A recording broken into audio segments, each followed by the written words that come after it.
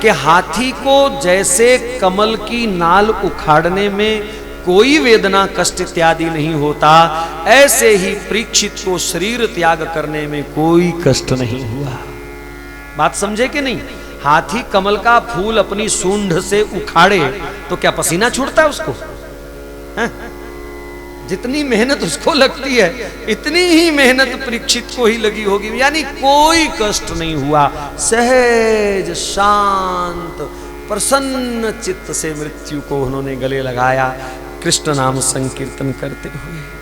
इस प्रकार परीक्षित का परम मोक्ष सबने अपनी आंखों से देखा। ऋषि महात्मा सब भागवती वार्ता को धन्य धन्य कहते हैं। धन्य है ये भागवत कथा जिसने पाप श्राप सबसे मुक्त करके परीक्षित को दिव्य धाम प्रदान कर दिया। बोलो भागवत भगवान की जय। फिर श्री सूत जी महाराज ने विभिन्न पुराणों के नाम सुनाए हैं, पुराण कितने हैं इत्यादि इत्यादि, और अंत में जाकर के भागवत जी की पुनरावृत्ति की कथा सुनाई। संक्षेप में हम पुनरावृत्ति को दोहराएं, 2 मिनट की कथा शेष है और उसके बाद विश्राम होगा। हम चाहेंगे पूज्य श्री के श्रीमुख से हमें 2 शब्द आशीर्वाद के मिले, लेकिन उससे पहले एक श्लोक आप मेरे पीछे गाओ। धन्योहम। यहां भी कंजूसी करोगे क्या? आपके फायदे की बात कर रहा हूं, थोड़ी उदारता से बोलिए। धन्योहम सफलम जन्मः यतस्तव वृंदावने त्वया दत्तम मया पीतम सप्रीतम रसमालयम। हे सर्वेश्वर भगवान, आपके इस दिव्य धाम में आपके द्वारा दिया हुआ ये दिव्य रस का प्याला मैंने पिया है, मैं धन्य हो गया, मैं कृतार्थ हो गया। बोलो सर्वेश्वर भगवान की जय। आओ 2 पल में अपने आराध्य देव का सदगुरु देव का स्मरण करते हुए पुनरावृत्ति की कथा का हम दर्शन करें। श्री ओम नमो भगवते वासुदेवाय। नमो भगवते वासुदेवाय।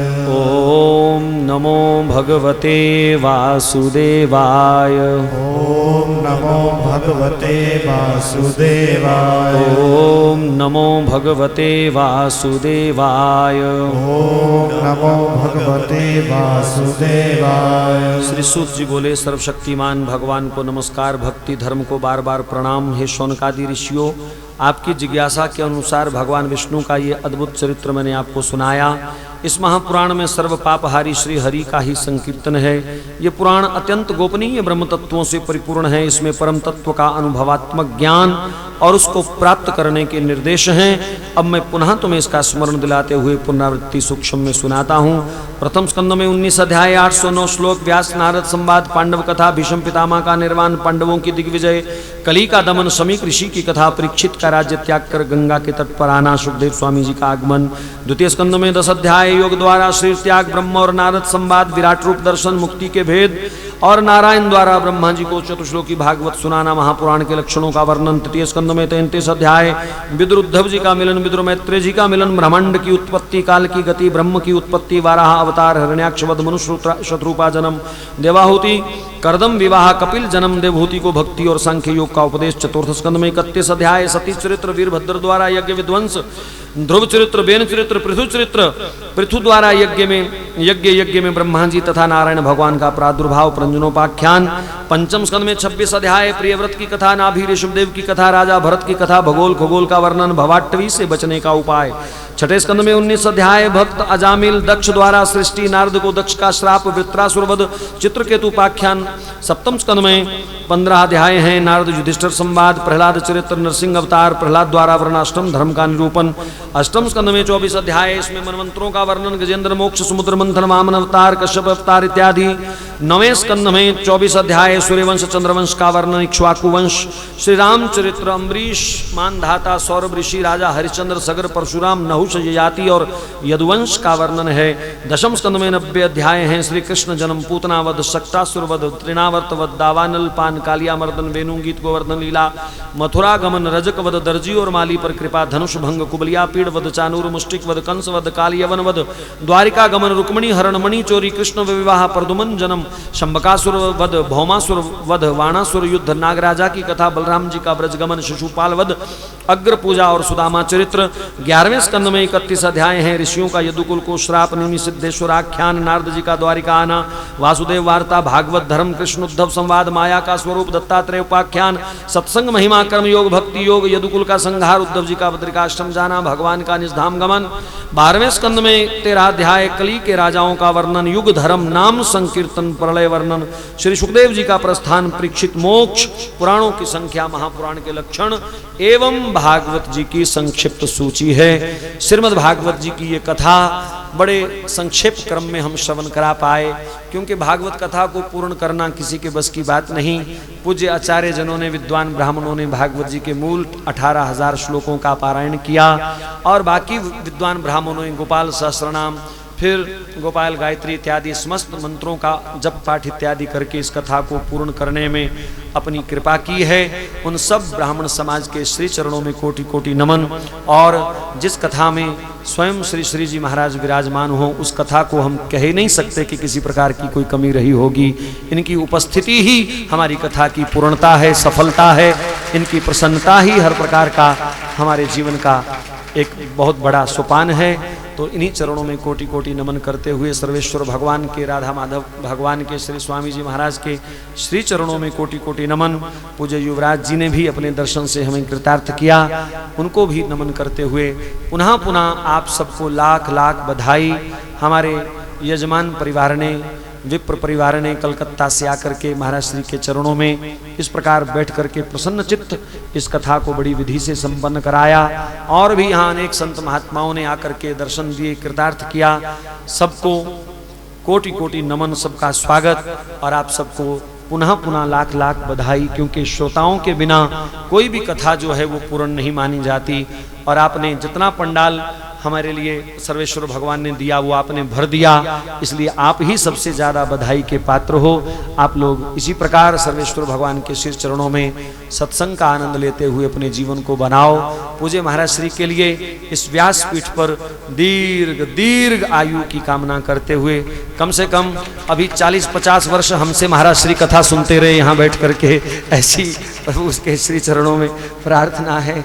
और आप सब पुनः पुनः धन्यवाद के पात्र हैं। आओ, मेरी वाणी से, मेरे सहयोगियों से किसी भी प्रकार की कोई त्रुटि रह गई हो, क्योंकि ना तो हम विद्वान हैं ना संगीतज्ञ हैं, ये तो महाराज श्री ने सीढ़ी लगा दी तो हम ऊपर चढ़ के बैठ गए आपके सामने। इसलिए हम तो हैं चौकीदार भैया, आप हो जमींदार, जमीन पर बैठे हो, हम चौकी पे बैठे हैं, चौकीदार हैं भैया। इसलिए चौकीदार की सेवा में कोई कमी रह गई हो तो आप क्षमा जरूर कर देना। फिर कभी आवाज लगाने आएंगे, आपको जगाने आएंगे, क्योंकि चौकीदार का काम होता है जागते रहो, जागते रहो। कलयुग रूपी चोर आपके पास आपके प्रेम की, भक्ति भाव की चोरी करने आए, हम पहरा देते रहेंगे, हम फिर आपको जगाते रहेंगे बार बार। आप बार बार भगवान से यही प्रार्थना करो कि ऐसी व्यासपीठ के प्रहरी जीवन के हर कोने में हमें प्राप्त होते रहें, ताकि कलयुग जो है वो चोरी ना कर सके हमारे पुण्यों की, हमारे भावों की। पुनः पुनः सबको नमन करते हुए भगवान के श्री चरणों में और पूज्यपाद श्री श्री जी महाराज जी के चरणों में बार बार नमन करते हुए, जिनकी कृपा दृष्टि से ये समय हमको प्राप्त हुआ, बहुत बहुत धन्यवाद, बहुत बहुत बधाई। एक बार दोनों हाथ उठा करके धन्यवाद करते हुए, संपूर्ण फल भगवान के चरणों में अर्पित करते हुए, ओम हरे नमः,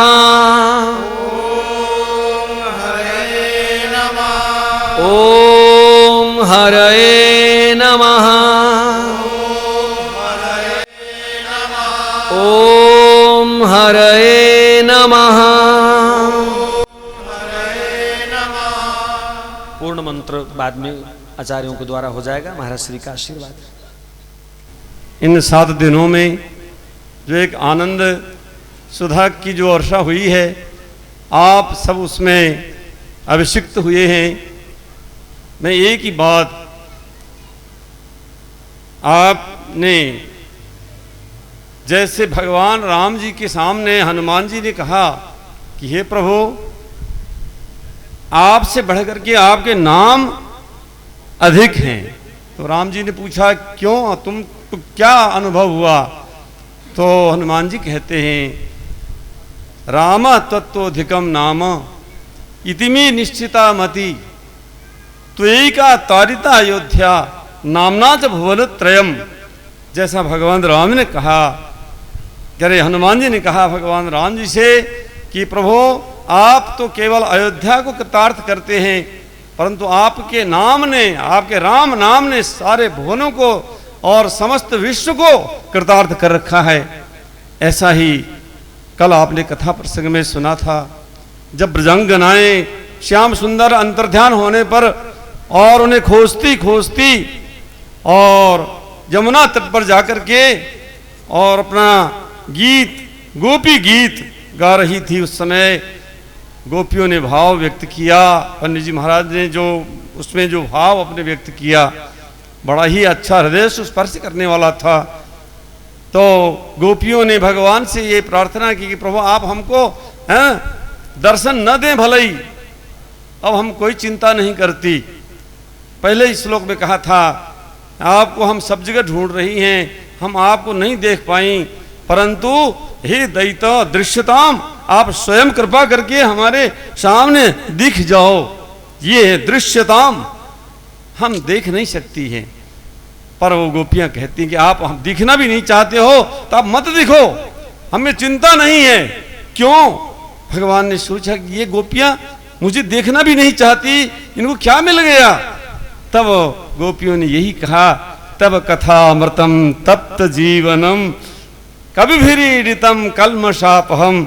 हे नाथ, आप भले ही हमें दर्शन न दें, परंतु जो आपकी कथा है, आपके जो चरित्र हैं, आपके दिव्य मंगलमय चरित्र हैं, और उन्हीं को गा गा करके, उन्हीं का स्मरण करके, उन्हीं का चिंतन करके हम अपने जीवन को कृतार्थ करेंगी। ये गोपी गीत का जो है एक विशेष जो संदेश था, तो निश्चय ही ये कथा के माध्यम से आपके सबके हृदय में भगवान की दिव्य कथा और उस कथा सुधा का जो एक उसकी धारा है, उसका जो प्रवाह है, और सबके बीच में और अनेक प्रकार के प्रसंगों से हमारे विद्वत वरेण्य पंडित श्री रविनंदन जी शास्त्री जी जैसा आपका नाम है, और उसी प्रकार से आपकी वाणी में जो सरसता है, और उस सरसता ने आपके सबके हृदय को सरस बनाया है। और यहाँ और इस निम्बार्क तीर्थ में ये ऐसा आनंद का अभिवर्षण हुआ, तो ऐसा प्रसंग हमें बार बार मिले, बार बार। और आपका कभी जब यहाँ से कोई आयोजन का प्रसंग आए तो आप मना मत करना, आपको अभी से निमंत्रण है। और कभी भी कोई प्रसंग आ जाए तो आप सब जगह छोड़ करके निश्चय ही निम्बार्क तीर्थ को महत्व देंगे। और पूज्य आचार्य श्री का आपके प्रति बहुत बड़ा अनुग्रह और आशीर्वाद है। मैं आचार्य चरणों में मैं आप ने 7 दिन तक यहाँ इस निम्बार्क तीर्थ में आकर के, चाहे यहाँ की और व्यवस्था में आपके अनुकूल रहा हो न रहा हो, और उसके प्रति आपने भी ध्यान नहीं दिया। जो एक आनंद में जो मग्न होते हैं, उनके अन्य व्यवस्थाओं से कोई विशेष लगाव नहीं होता है, बहुत सरल हैं।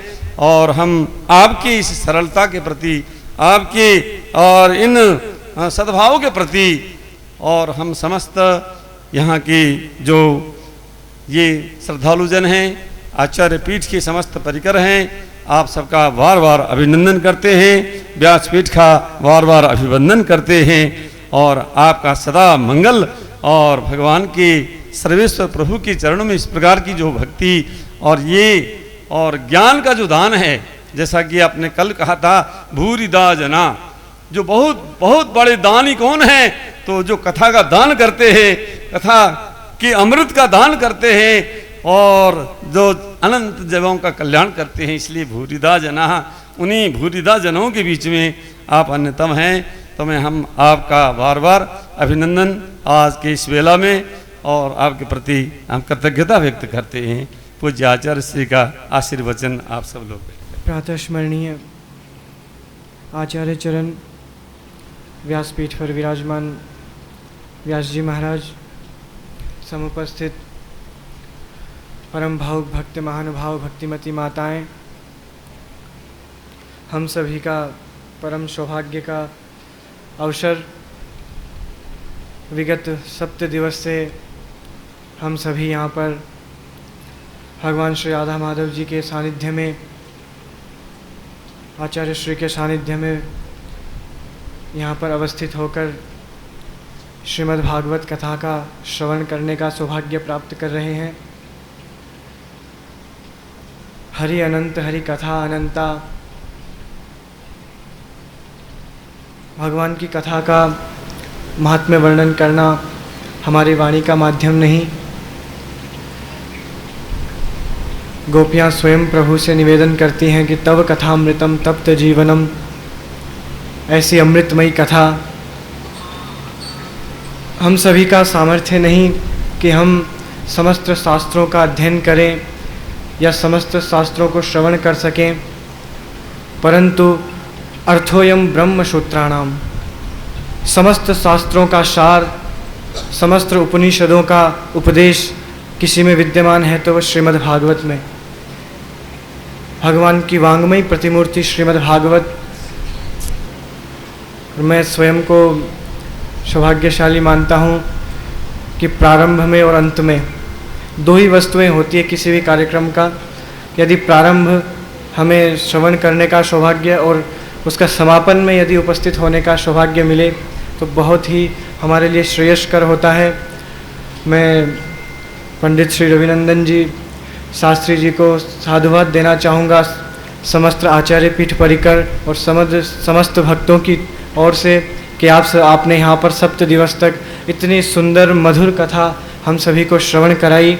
आप परम साधुवाद के पात्र, और हमारे कलकत्ता के श्री शर्मा जी, ब्रिजमोहन जी इत्यादि आप सभी ने यहाँ पर, क्योंकि कोई ना कोई निमित्त बनता है।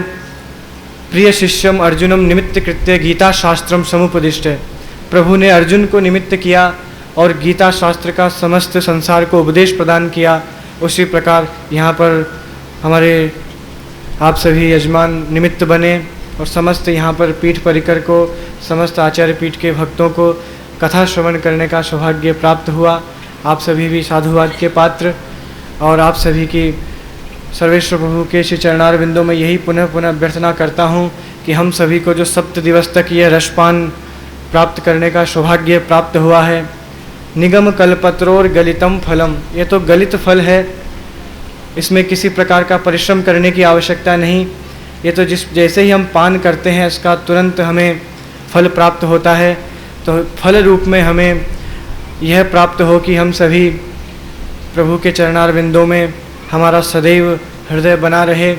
और मैं समस्त भक्तों से यही निवेदन करना चाहूँगा कि हम सभी को जो भी कथा श्रवण करने का सौभाग्य प्राप्त हुआ हो, वो सब यही प्रभु के चरणों में समर्पित करें कि हम सभी का जो फल है आचार्य श्री के स्वास्थ्य लाभ के निमित्त हम सभी का फल प्राप्त हो।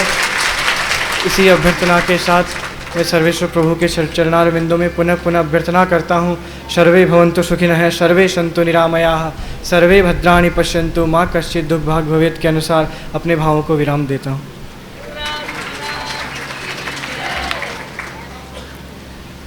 शांति कांति गुण मंदिरम हरिम स्थीम सृष्टिलय मोक्ष कारणम व्यापिनम परम सत्यमंसिनम नौमि नंद गृह चंदिनम प्रभुम शरणं मम नंदनंदनः शरणं मे वृषभानुनंदनी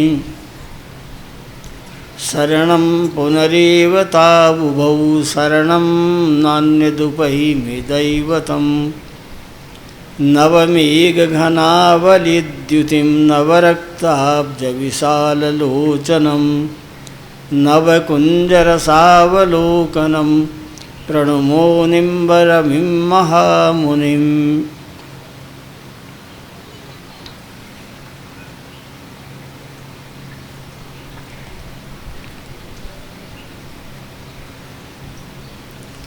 समुपस्थित श्री भगवत चरणारविंद मकरंद सेवन परायण समस्त संत महात्मा विद्वद वृंद तथा भगवत चरणानुरागी परम भावुक भक्त महानुभाव तथा भक्तिमती समस्त मातृशक्ति,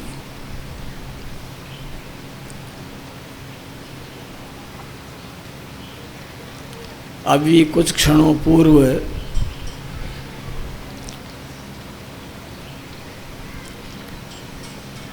परम भक्त प्रवर भक्तराज श्री सुदामा का आप मंगलमय पावनतम चरित श्रवण कर रहे थे।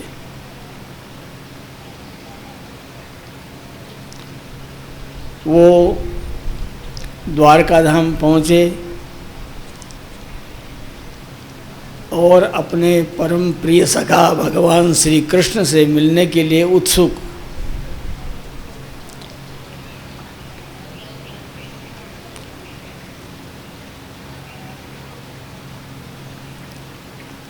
इस प्रसंग के अनंतर आपने कुरुक्षेत्र का भी प्रसंग उपस्थित किया, जहाँ समस्त ब्रज गोपीजन माता यशोदानंद बाबा प्रभृति प्रभु से मथुरा के बाद मिलन हुआ।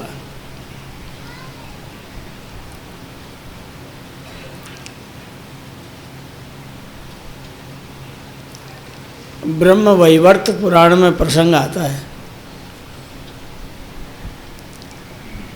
एक समय समस्त ब्रज गोपी जन द्वारका धाम के लिए प्रस्थान किया। अपने मंगलमय स्वर्ण कलशों में यमुना जल को धारण करा के और वो पहुंची द्वारका धाम। और वहाँ पर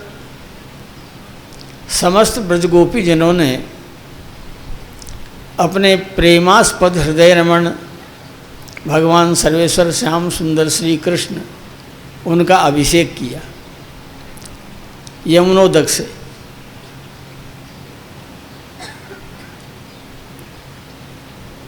आपके समस्त श्रीअंग में जो धारण चंदन था वो विष्णु चंदन था। वो समस्त श्रीअंग में धारण था और समस्त ब्रजगोपी जिन्होंने आपका वहाँ पर अभिषेक किया यमुना जल से।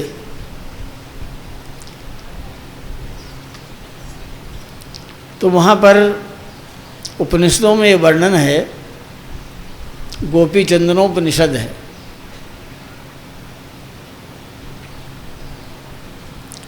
गोपी भी प्रक्षालनाथ गोपी चंदन माख्यातम, गोपांगनाओं के द्वारा जो विष्णु चंदन चर्चित था वो धुल करके जिस भूमि पर पड़ा वो समस्त भूमि चंदनमयी बन गई।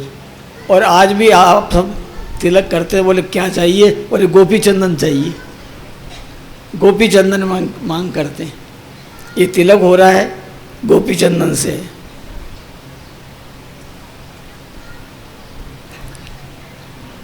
और इसके लिए यहाँ तक लिखा है कि शंख चक्र समायुक्तम पीत वर्णम, शंख चक्र समायुक्तम, वो पीत वर्ण है और शंख चक्र से युक्त है। आप जाकर के देखें गोपी तलाई द्वारका, और वहाँ जहाँ से चंदन प्राप्त किया जाता है, हम स्वयं गए यात्रा के क्रम में विक्रम संवत 2013 में। तो उस समय जहाँ से गोपी चंदन प्राप्त किया जाता है उस वो हमने अंदर प्रवेश किया और वहाँ